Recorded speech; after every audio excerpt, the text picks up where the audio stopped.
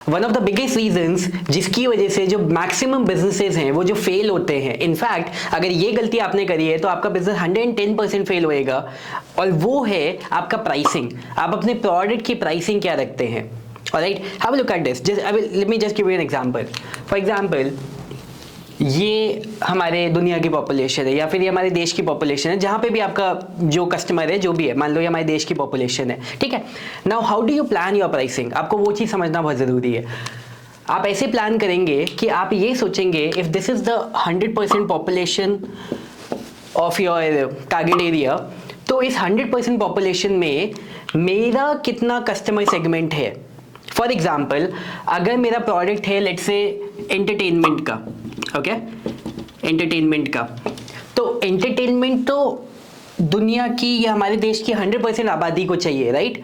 अगर मेरा प्रोडक्ट है लेट्स से ब्यूटी का, तो ब्यूटी प्रोडक्ट ऑलमोस्ट 70% ऑडियंस को चाहिए ही चाहिए।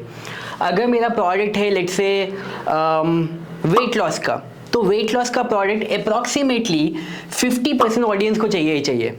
Now just think about it. अगर मेरा जैसे एंटरटेनमेंट का प्रोडक्ट है जो कि मेरे को पता है भारत में सबको चाहिए या वर्ल्ड में सबको चाहिए, तो उस तरीके का प्रोडक्ट की जो प्राइसिंग है मैं लो लेवल पे भी रख सकता हूँ। फॉर एग्जाम्पल, अगर मैंने एक मूवी बनाई और वो कैसी भी मूवी है, मान लो 100 करोड़ के बजट से मूवी बनाई, तो भी अपने मूवी का टिकट मैं 200 रुपये में सेल कर सकता हूँ, क्योंकि मुझे पता है कि भारत में वो चीज़ सबको चाहिए, दुनिया में वो चीज़ सबको चाहिए।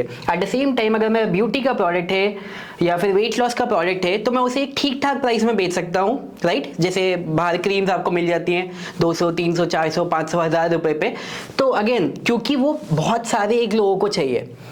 लेकिन अगर आपका प्रोडक्ट एक ऐसे सेगमेंट का है जो कि सबको नहीं चाहिए, फॉर एग्जाम्पल जैसे मेरा Facebook ads and funnels and marketing का प्रोग्राम था। Now just think about it, out of 100% population of this planet या फिर ऑफ माई कंट्री, कितने लोगों को फेसबुक एड्स एंड फनल्स के बारे में पता भी होगा? Hardly any, right. तो मेरा जो प्रोडक्ट का टारगेट मार्केट है वो सिर्फ और सिर्फ इतना हो जाता है, या फिर शायद इतना भी नहीं होगा।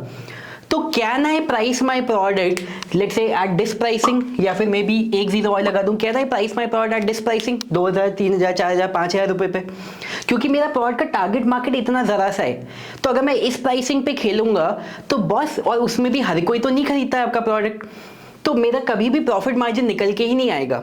Do you get it?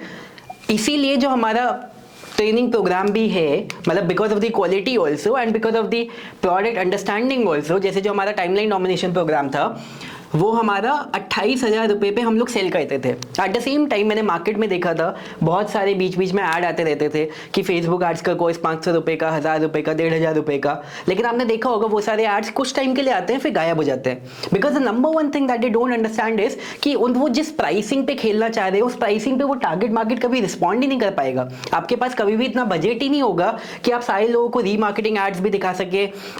अपना support system, see support system it matters a lot. आपने अपने कस्टमर्स को एक प्रोडक्ट दिया है तो आप उन्हें अच्छा सपोर्ट तो दोगे ना।